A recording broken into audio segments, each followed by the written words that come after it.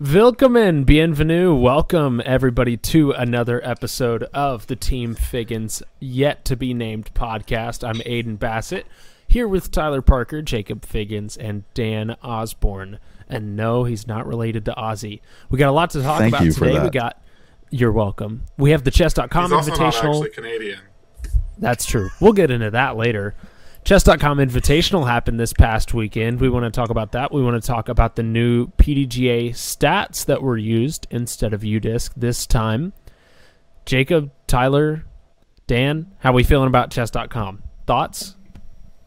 I thought it was amazing. I guess I shouldn't jump to who won, so we'll talk about other things before we talk about the hype of that.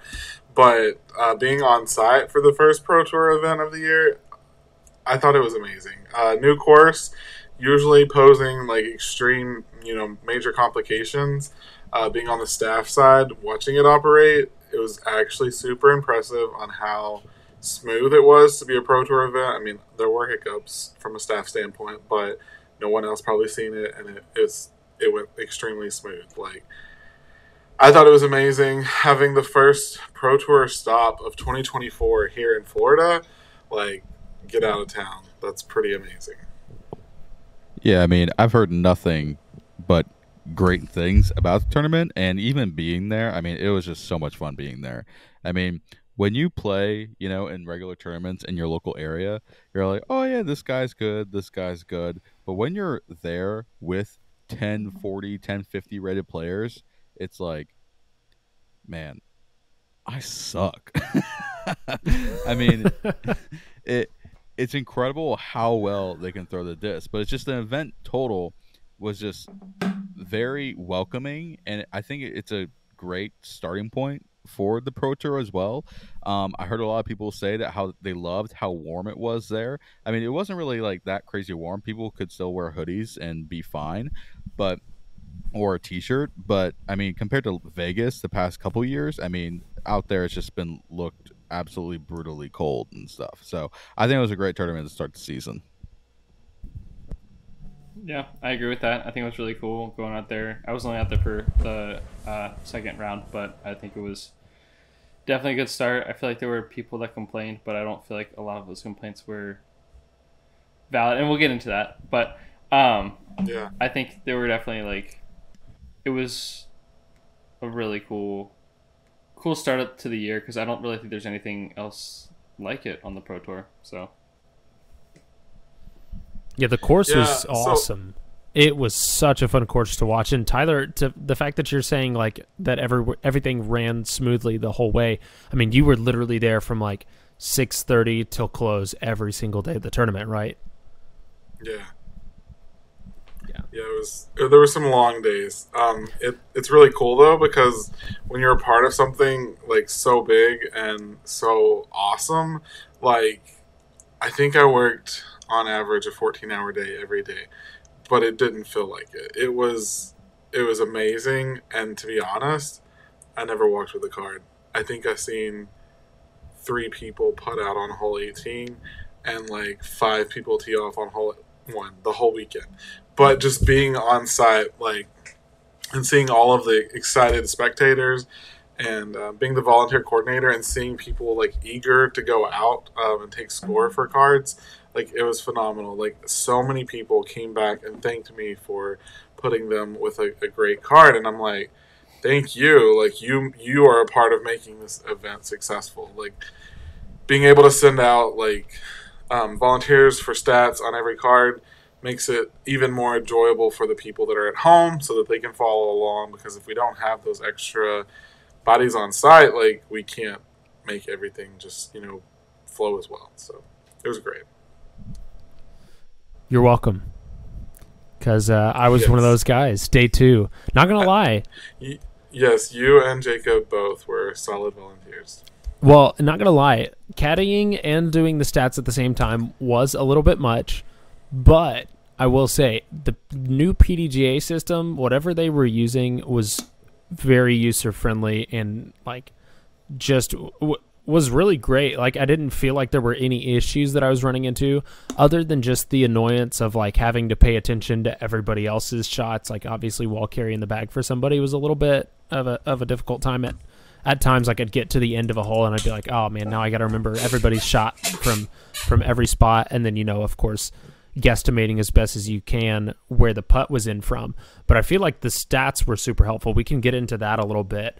I don't know, did any of y'all like follow along during the day, like to see what the stats were looking like?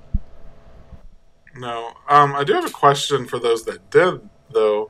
Could you go back and look back at holes, or was it literally just the hole they're on? I heard some like feedback on how people didn't love the way that it operated in comparison to UDisc because they couldn't look back at their stats, or I don't know if it was like active or after the event, but I haven't looked at either way, so. I'm not sure. I feel like I saw, so like you could see it live update, obviously. And I know there were some stats that it showed, like after the fact, like putting stats and fairway hits and stuff like that. But I don't think you could go back and see individual holes. I'm pretty sure. I could be wrong on that, but I think it doesn't show as detailed as what UDisc was. But obviously, it's something they can work on because they have the data. So. Yeah, I just pulled up Evelina's scorecard, and it doesn't give like any stats. It doesn't look like it does show putting stats and stuff, right? Okay, I'm just gonna share my screen because it's actually pretty detailed. I wanna go through and okay, then I must be missing something. We're gonna go to this tab right here. This is just straight out of the PDGA Live online. You can go and you can click on any one of these people. Like, if we're going to go down here and look at my boy Joey Buckets, we can look at all of his stats from round 1, 2, and 3. Is this under the PDGA Live? Yes. Literally all you do is... division? It just pops up automatically on their scorecard now. So when you go to PDGA Live and you want to see, what was the standings for this tournament? Like, I can see Joseph's first round putting percentage. He was 100% from C1X. Round 2, only 67%. Round 3, 83%.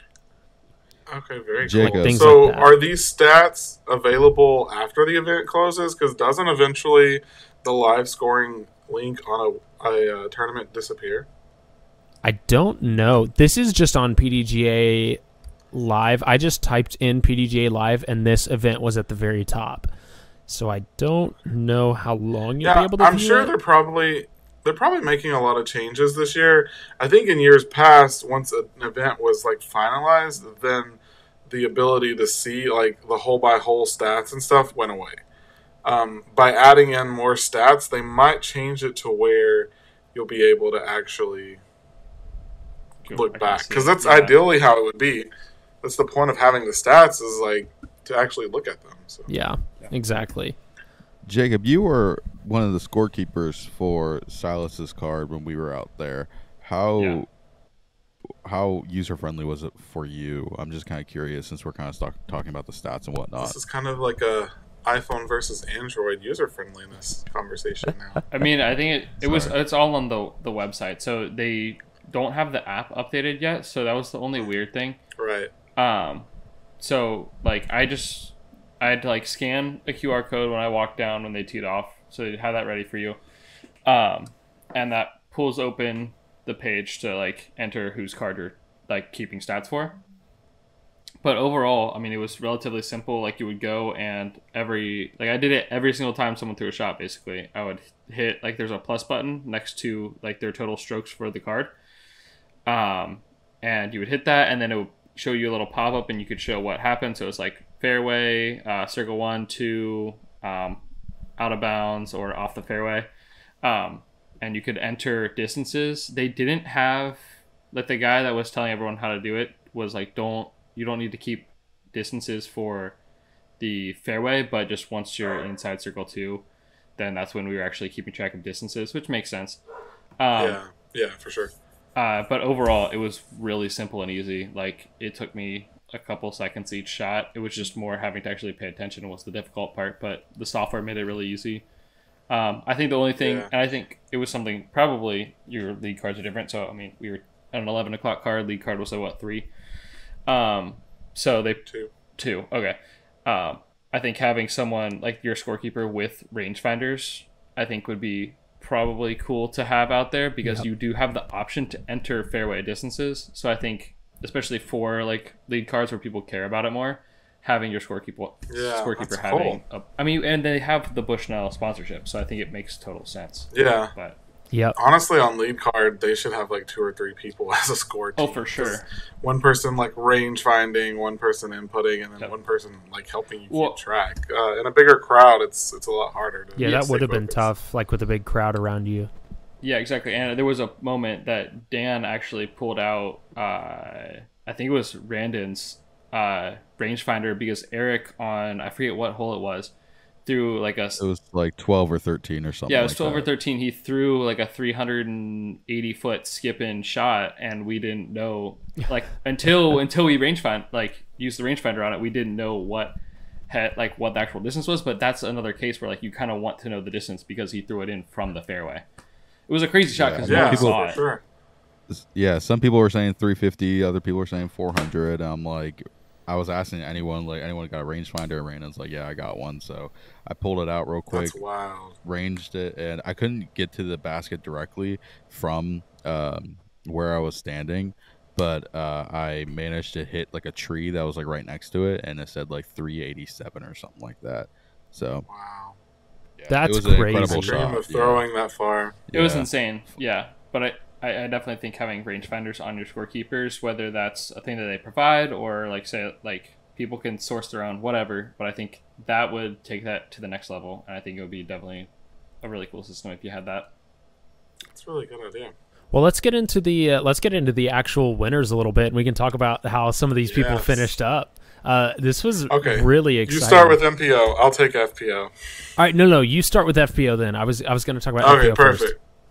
Okay, so I know our predictions were way off. I don't even care. Evelina getting her first big win was freaking amazing. Like, I was so excited because, like, as we all know, Evelina's known for struggling with her putting, and she's got distance, she's got skill, she's got good form, and I feel like Olympus is definitely a course that will reward those attributes over putting. But I honestly think in the off season, she figured out how to putt. It was honestly the most amazing person I feel like that could have won that coming into day 2 was in the top 10.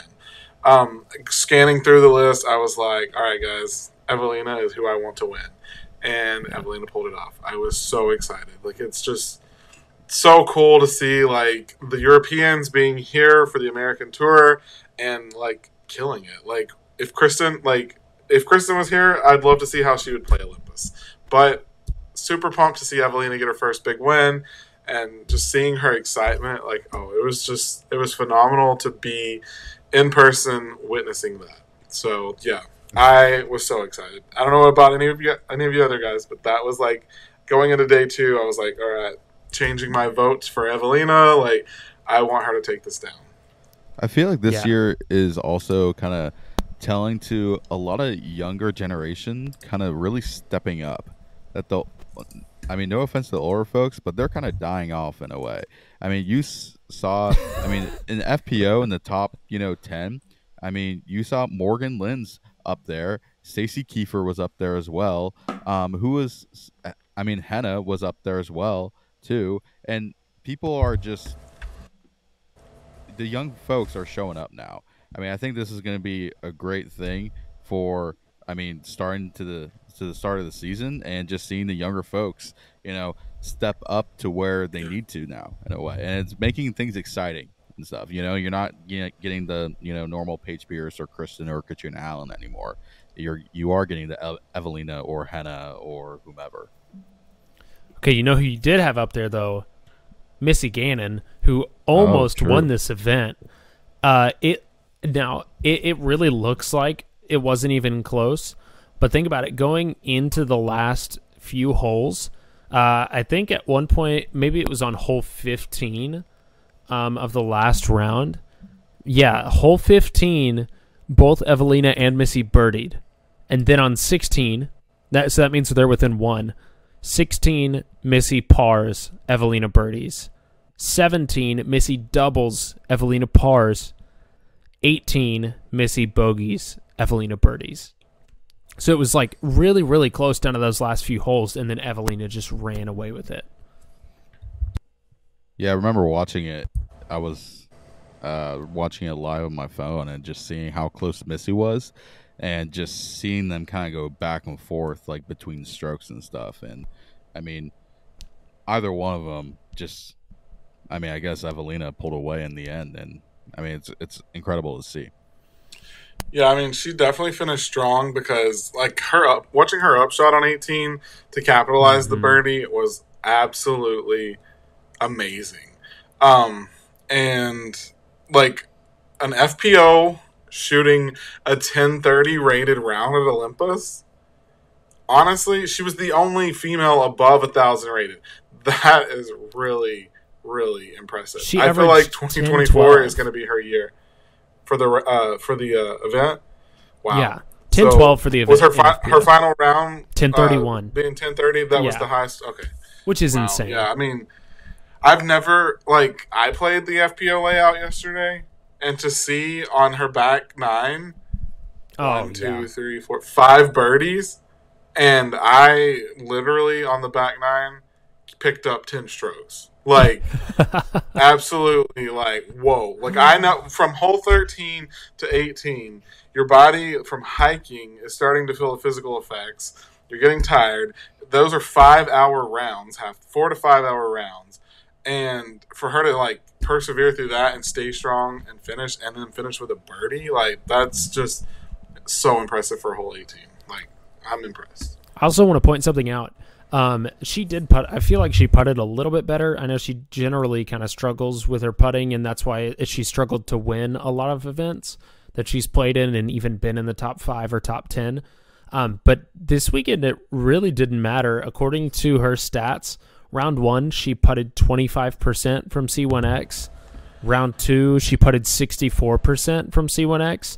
And then round 3, when she shot really well, was when she putted 89% from C1X.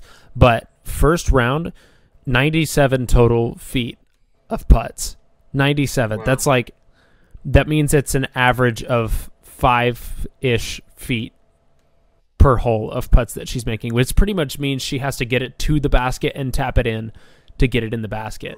I mean, obviously, round 2 was a little bit different. Average putt was about 11.7. And then last round, actually, average putt was 9.4. But if that's not a testament to how well she throws the disc and how much that course favors people who throw the disc really well, maybe rather than putt, at least on the FPO side. I know MPO side, you have to do both to make anything happen out there. Yeah, didn't she lay up for birdie on 18 too? She did. She had an eagle putt. Yeah, she just tossed it up and tapped in. Yeah. Wait. And I don't blame her. With her track record, I would have done the same thing. Wait, hole 18's a par 5 for the FPO? It is, yeah. Yes. That's so crazy. So, why? It just doesn't seem like a par 5 in general, though. Like, I feel like it doesn't, like, it's not like that far. For an FPO thrower, or you and I, it's definitely a par 5. Okay, but think about this too, Dan. Not a whole lot of FPO players are throwing forehands. And that hole definitely favors to get it close to that OB on the right side and to actually give yourself a good look for an FPO player. On that side, you really need to have a forehand. So it's like somebody like Owen Scoggins is going to be a piece of cake to force a driver over in that little landing zone on the right. Which, by the way, round 1, Andrew Fish almost went long OB on 18 with a Comet. Wow. He threw a 5-speed. It was crazy. To clarify that, Dan, what they did at Olympus is if there were holes that were very similar in distance for the female and or FPO and MPO, what they did is they made the shorter basket the MPO basket and made it like a par 5, and then the one that was just like 20, 30 foot further, they actually made the FPO layout or basket and made it a par 5. I didn't fully understand it at first, but then I thought about it and it actually makes sense because it would have been an easy 5 for an MPO, but make it a challenging 4 and a hard 5 for an FPO, and it makes a lot more sense. So when they had the same basket, they would change the par. Well, I know that. I just know how the hole works. They didn't. And how the The hole only works. basket that was the same was 18. It's not like distance matters because you're literally having to throw OB from the landing zone. So it's like, where are you going to throw your next shot necessarily after your second? I mean, I guess there is that little right side area, but at the same time, for me, it's like if you have 300 plus feet in distance, it's like you probably could get it there. But I don't know. It just seemed a little odd to me. But no, because like some of the FPO girls, like Ellie, she can throw 550 foot. Throwing from the drop zone, she can land in the green. And same with Evelina. Those girls crush. They're not your average Tyler and Dan.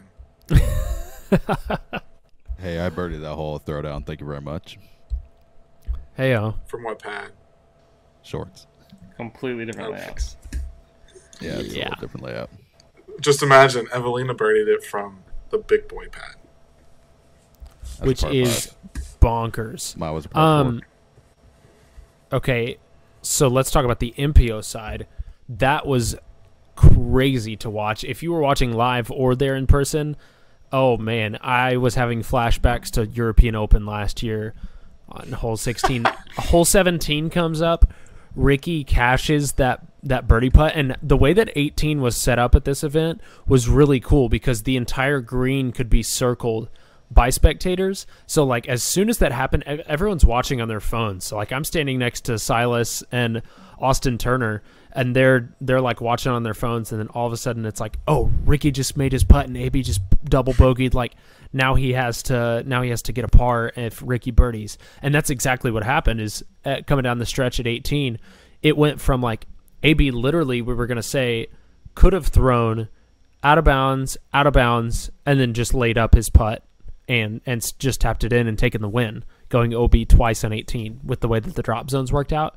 But instead, because he doubled that and then Ricky made that huge putt on 17, then he had to par and Ricky birdied to finish. But super exciting for AB to take that event down. That was so much fun to watch, and watching him finish out was awesome. He did hold the chessboard backwards when he did his little trophy celebration.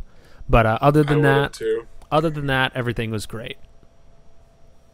Yeah, it was amazing. So I was with Hannah Macbeth at the Discraft tent whenever I think he was on like 15, 16, and I wasn't paying attention to scores by MPO as much as I should have been because I was really busy at the moment.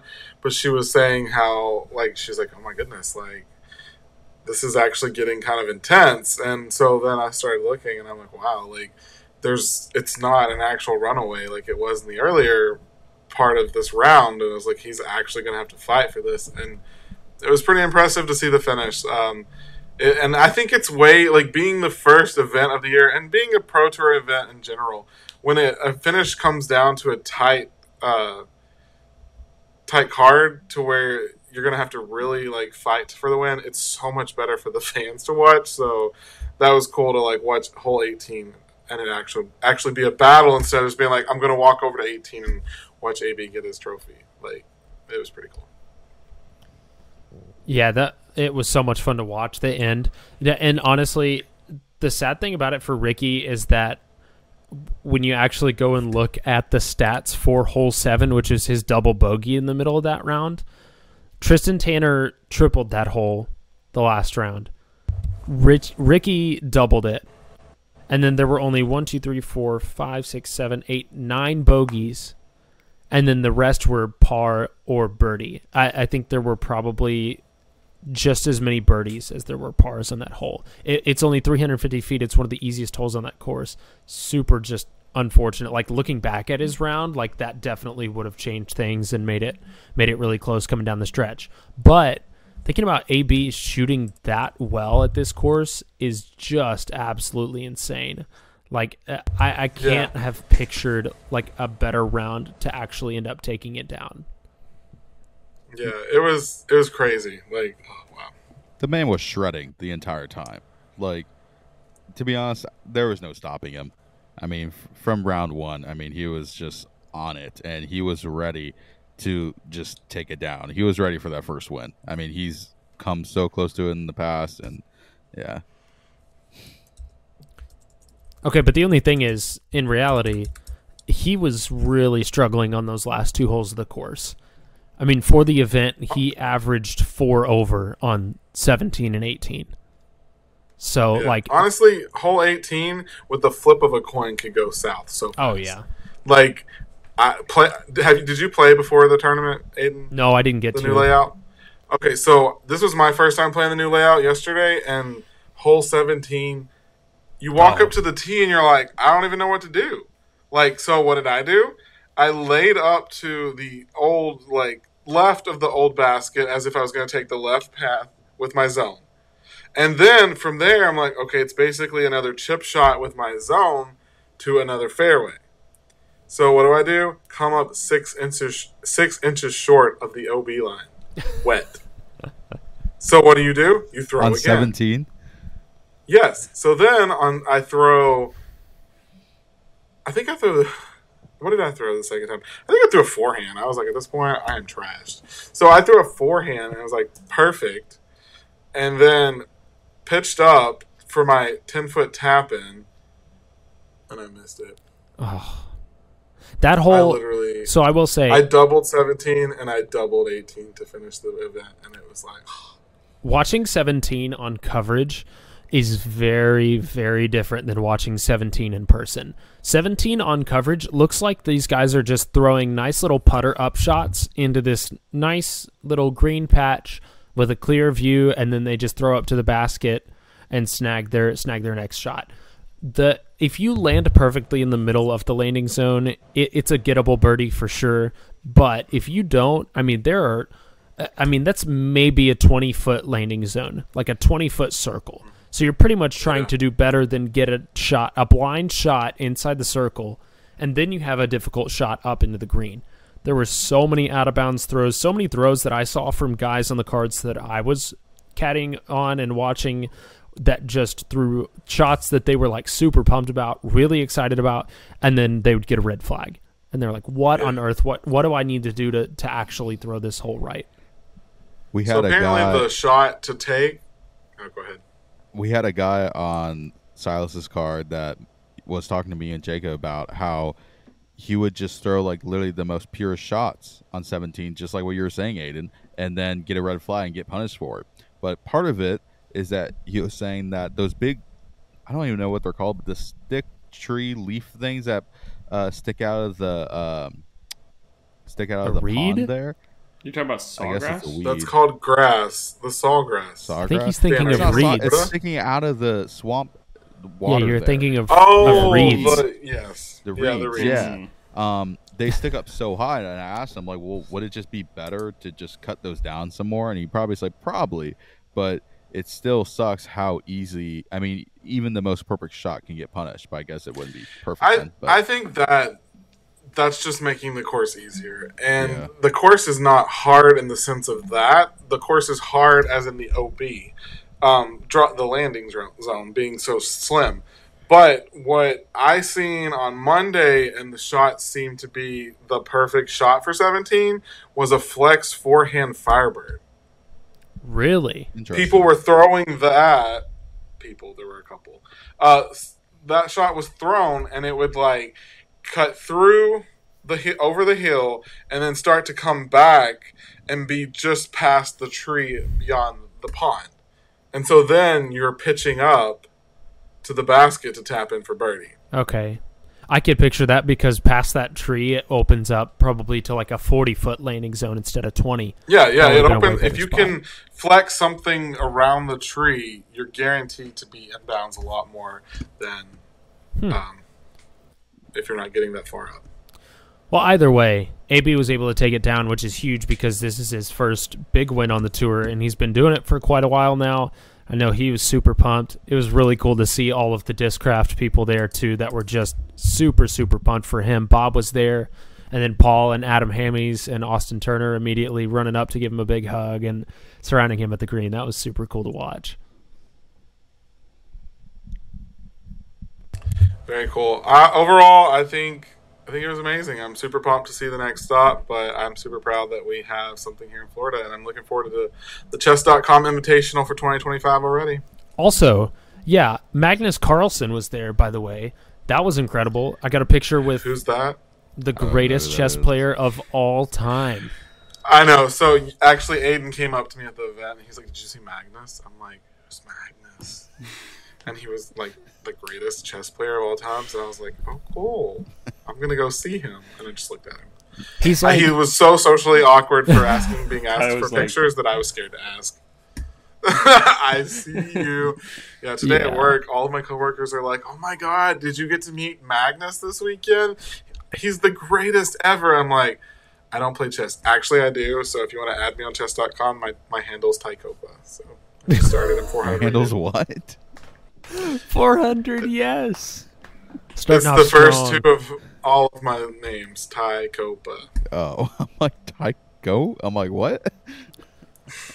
I'm So yeah, let's currently- support chess.com for supporting disc golf and go download their app and sign up. Become a diamond member.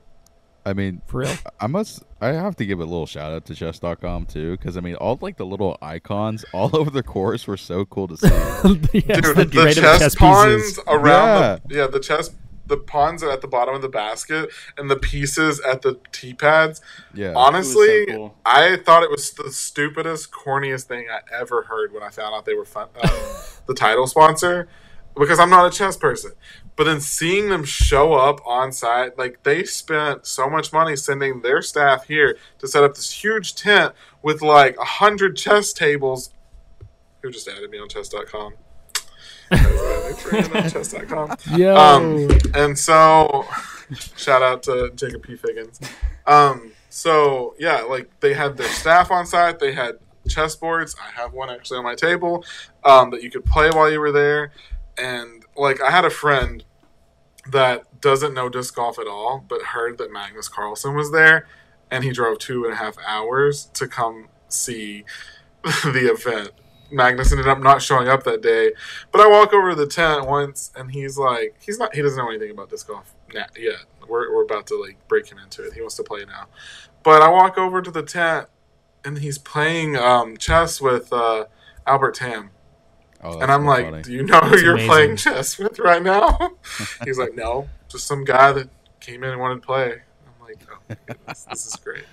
So yeah, to see chess and I got a second request and a third request. Oh no, just Jacob wanting to play now. So Nice. yeah, to see chess and disc golf become one. And if you haven't watched it, go to www.chess.com, their Instagram.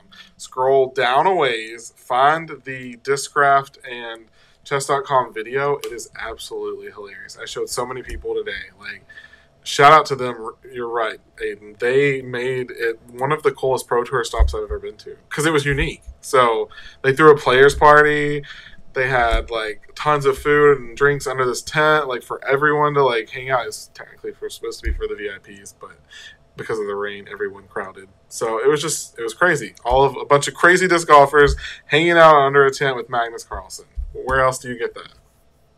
Yeah, and after all of the rounds, like I know personally, like we're walking up to the tee, we're like 7 minutes early, and Sully and I are just like, "Hey, let's play a game real quick." So we played a blitz game like 2 minutes before he tees off. Like, and then after the round, all of the pros are just sitting around playing chess with each other and just hanging out. It was so cool to see. They did such a good job with it. And Sully got a chessboard signed by Magnus, and that pretty much made his year. So that was pretty cool too. Wow, that's amazing. They actually, chess.com raffled off one, and then there will be a silent auction or future raffle with Paul Macbeth Foundation that you get a Paul and Magnus signed chessboard. So Hey, shout out. Wow. Maybe that was like insider leak information, but that's coming one day. hey, listen to Team Figgins podcast. You get the inside scoop. Yeah, Always. we have connections. Dan, I think that's all I've got. Should we talk about the food truck situation on Saturday or no? We can. I do just want to say I think that the chess pieces that were on the courses would have been cooler trophies than the chessboards, but that's all I want to say. I do Honestly, agree. I would like to take home a big king. Yeah, I think King and having That's what I was the king thinking. for MPO and then the queen Yes. for FPO would Yeah, have been that's- King so- and Queen would have been so good. yeah. Yeah. That is amazing. Pro Yes. Tour I- still needs work on the trophies, but I mean, hey. They're getting there. They're getting there. I don't think it's actually the Pro Tour's responsibility to do the trophy. I think it's the TD. Yeah, so that was Jeff Corn. Jeff. Come on, Jeff. Hey, I I'm honestly think the chessboards were Jeff. pretty cool. It was super cool. Yeah, those were cool. I think it would have been way cooler to have the things that were on Let's the see if Brody courses. says something. I'm waiting. Yeah, for sure. Yeah, I'm sure he will. Right. I also think they probably should have put like chess.com invitational on the chessboard. Agree. Maybe like that, because the chessboard's super cool. Like if it is like a nice quality handmade chessboard, it could be worth hundreds, if not thousands of dollars if it's really good quality. But like, it didn't say anything on it. It was just a regular old. It should have been signed by chessboard. Magnus, or had a massive Olympus logo in the Yeah, middle. or like something like that, where it's like Olympus themed or chess.com themed or something like that. Why not have chess.com branding on the trophy? I don't know. Yeah, for sure. It'd be cool to at least have like the year of like when they won and stuff. I think kind of resemble that in a way would be cool. But yeah, I agree. All right. Yep. My turn. Go ahead, Dan. Okay. Disc Golf Pro Tour posted before the chess.com invitational that they said that Florida was stacked with MPO players and FPO players. And okay, let me just give you something here. I agree in that sense. However, in the post, they put Paul and Paige in it. And yes, they reside here in Florida now. And I mean, we'll take them, but at the same time, they were never really grew up playing disc golf here. Where are you going with this, Dan? I want to That's compare. a cap. I want to compare. Paul spent his off seasons here for like the last 10 years in Clearwater. He actually lived there at one point. Okay. Well, I'm just on the PDGA website here, right? On the addresses. Don't be a Karen. What? I'm not. I'm just saying. I'm just saying here that we're gonna look at some pretty, exponential disc golf states and just see which one's the most stacked. I kind of want y'all to give your opinion on it. We'll just start with Florida. I mean, this is PDGA. Remember, so it's not gonna have. Well, I think it might have Paige, but I don't think it'll have Paul because it still says Huntington Beach, California. But just listen to this. First, we got Calvin Heimberg, Garrett Gerthy, Ken Climo, Eric Oakley, Levi. No, never mind. Johnny McRae, Kevin Kiefer, Charlie Goodpasture, Benjamin Steeman, the dog, like Brandon Lotta, Cole Warheim, like stacked, right? So you think I of don't that? think that there are any other states that are well stacked. You don't think so? I mean, pick another state. I feel like everyone's so spread out. Like, Yeah, like Okay. Missy Gannon's New York, I'm on North Carolina Yep. now. and then we have to go to another country. Yeah, honestly. Ready for North Carolina? Sure. We got Evan Smith, Jeremy Colling, Austin Turner, Nathan Queen, Grady Shue, Philip Bartholomew, Raven Newsom. That's about it for North Carolina. North Carolina literally being almost like a disc golf hub. Go ahead and, out of curiosity, check Yeah. Kansas because of Emporia. Kansas? Oh I goodness. think I remember checking that earlier. see, I'm Also, looking at people just. were kind of. Sorry, you go. Sorry, you go ahead. No, Nope. you're good. You're- Oh, Oh my gosh, someone nope. go. You have to. This is the Oh, problem so with you doing gotta this do Kansas? virtually. Yeah. So, You got to do Kansas and you got to do Arizona. well, before you, I'll give you time to look at Kansas and Arizona. But when you just sort strictly by rating, and you don't Yeah. check states, like it's pretty spread out. Like you have Florida, Colorado, California, Alabama, Arizona, Massachusetts, Iowa, Tennessee, Georgia. We haven't repeated a single state yet. And then you have Yeah. Finland. You have 2 Oregons. That's Nice. Nate Doss and Cole Verdolin. Okay, Cole. So I don't even know if we want Okay. to count Nate Doss really. No, let's not count Nate No, Doss. we're not. Yeah, so you still haven't had I feel anything like you have to be repeat. super active and you also have to be well known. Yeah. So, half the people you name from North Carolina, they're not big names. Well, there were like 3. Yeah, exactly. Yeah. And then you have Michigan, Georgia, Idaho, Colorado a couple of times because of Joel Freeman, and then obviously Eagle. But I feel like it's relatively spread out. Like, I don't feel like there's anything that's super stacked. I feel like that says a great thing about the sport too. How spread out That it Florida's can be. amazing. Yeah, it's amazing. Like literally, like it's not only just North Carolina people, Charlotte people, or Texas, Dallas people playing the sport anymore, or California people playing the sport anymore. I mean, everyone's coming from all across, the country. I mean, yes, you got people like Ken Climo and Calvin in Florida, but I mean, Paul grew up in California. We got Cole in Oregon. We got Paige in Texas, and I just looked up Kansas. Apparently, did you know Luke Humphreys was from Kansas? I did not know that. Yeah, I did. I didn't know But that. also, like, a lot of the people that are, like, showing that they're residing somewhere, like, they're probably not from there. I was going to say, like, either, so. throw Chris Clemens up on that list. Like, why is he not in there? He's spending the offseason down there, like, if that's what they're going to do it on. Which, by the way, Eric Oakley caught some hate on that post. Since when is Eric Oakley not respected in the disc golf community? Like, when did that happen? Dude is a legend. Yeah. He came out with some of the best run of felons we've ever seen. Let's not forget the Bjorg. Yeah.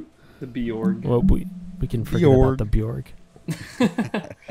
I don't know. I just saw that last week, and I mean, I was a little more passionate about it last week, and I thought it was going to be really cool, but it just wasn't as cool as I thought it was going to be. Sorry. Anyways. The Bjorg or the post? No, the post. Sorry. Not the Bjorg. I just Not feel the like the Bjorg's people that awesome. said... I feel like the people that said stuff about the post were just having a bad attitude, and it wasn't valid. There were, like, obviously a handful of Floridians that are true Floridians that probably should be mentioned, but at the same time, it doesn't matter where Paul lives. That's where he's going to be recognized because he is the name for the sport.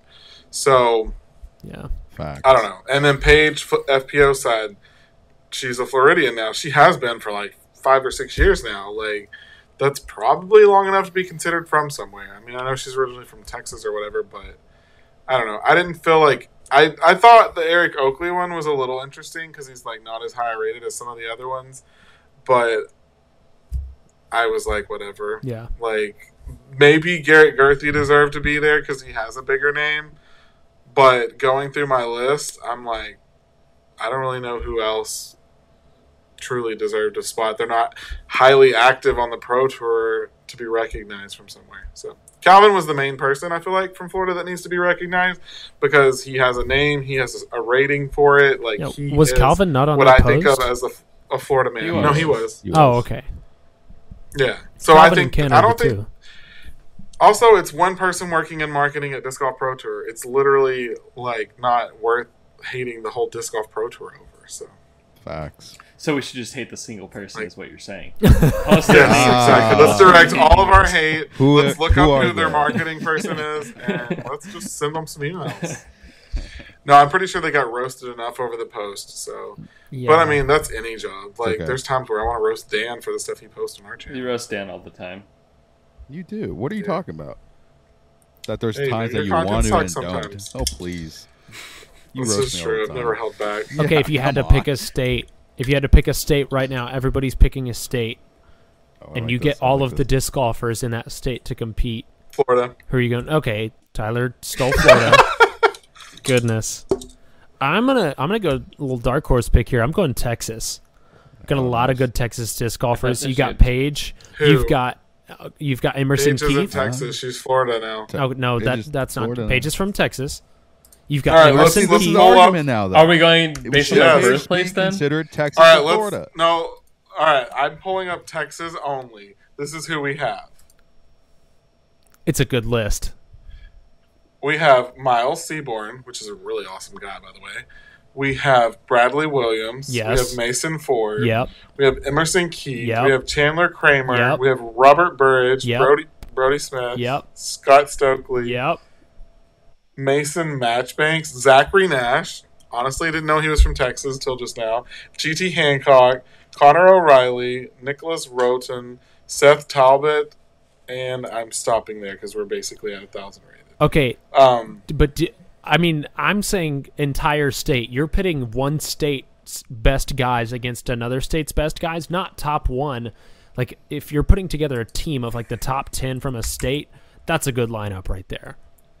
Yeah, I it's mean, a solid lineup. there's I feel two like guys that's Okay. won the that Pro Tour, but I mean, other than that, like, it's not Calvin bad. and Paul could still take all I'm of them. taking California. and Ken. California's probably a great Oh, choice. because Paul is technically California. You've got Paul. Okay, so there. Hold up. James have- Proctor. Look it up. You got James Proctor. Yep. Matt Bell. Greg you Barsby. have you have Greg Barsby. Who else? I feel like that's kind of the extent of California. I'm not gonna lie, That's a really strong core I mean- 4, though. but Core 5. yeah, Can we that's talk strong. about that Ben is literally the 1, 2, 3, 4, 5, 6, 7, 8th rated pro in Florida? Ben's crazy. If he Wow. toured, he'd do really well. He's literally only 4 points lower than Kevin, who is full-time touring. And That's killing it, impressive. by the way. Placed good this week too. Yeah. What, 7? I think he Yeah, finished Kevin played very 17th, well. but yeah. Pretty solid. or tied for 17 or 19 or something like that. Yeah, he played really All right, solid. He was well- on chase card. It was fun. For the viewers listening or watching, what state would you pick? Comment on this video or podcast. Can you comment on podcasts? You can put a little poll on Spotify. So if you're on Spotify or That's YouTube, perfect. you can comment on YouTube. There's a little poll I think that we can put on there. Pick a state, and we That'd be will cool. roast you for it. Tyler will roast you for it. Hey, somebody's got to do it. Ain't that the truth? The Max Homa of disc golf. None of y'all know who Max Homa is. That's okay. Oh, man, I'm Wendy's all alone on Twitter that one. of disc golf. This guy is the best. He literally, he's a PGA Tour pro. He's one of the best. He's won on the PGA Tour. And he will comment, like, random people will tag him in posts of their swing and say, like, Max Homa, give me swing advice. And he just roasts their golf swing. And it's like a huge thing. It is so great. I feel like we should talk Silas into doing this. We It should would- Because he just yeah. offered to start doing form review. form advice for people, and he should just literally start off strong and be someone who just roasts people. Oh, man. Speaking of would be which, good. okay, would be remiss if I didn't talk about our boy Joey Buckets killing it this weekend. That was Yes, fun to watch. actually. I mean, I was. just want to say, like, we did predictions. My pick to win this event was Joey Buckets. He was on lead card the last 2 days. I'm just saying, I don't not the remember who I craziest picked. choice. Guess you'll have to listen to the I podcast picked to find Paul. out. I guess When is so. the next one? When does that one drop? that one drops. I don't know when. We'll figure it out. Is it today? I think or next today. I Tuesday? think the day that we're recording is the day that drops. I think. All right, let's, Nice. So let's it's make that already happen. So it's already out. So go. Wait, listen so to our the previous predictions are dropping after the tournament happens? Yes. Yes. It's think gonna it's- sound like it's gonna be so bad. it's It gonna sounds so sound like we stupid. just watched the tournament and then made it later to try to make it sound like we guessed well. podcast. All I Yeah, know for is real. I remember saying that AB would not win anything this year, and Oh, Stop. That's awesome. That's hilarious. yeah, Well, yeah. incredible. For the viewers, now you know that. Well, we don't, record this every week, and that there's a delay in posting. So Yeah, so that's Sorry. that's. I'll stand by the fact that AB will never win anything. I guess. Don't do that anymore. Yeah. I guess I got to pick someone else to say wa- we'll never win. watch so him they'll- win Waco they'll win. now. That would Yeah, be watch him insane. win Waco. He definitely could. I feel like he's going to be a force to be reckoned with now that he's like shaken off the rust of like actually getting that first win and getting the nerves out and finally like being able to, have that experience behind him. Every tournament he's going to be a threat for the rest of the year because he's like nobody throws like he does right now. He's just so good. Yeah, I agree with that. Well, make sure you comment what state you would pick on this podcast if you were to pick a disc golf team just from that state. Let us know what you think of AB taking down chess.com. Thank you for watching. Make sure to like, share, and subscribe, as Dan would say. And we will see you in the next podcast.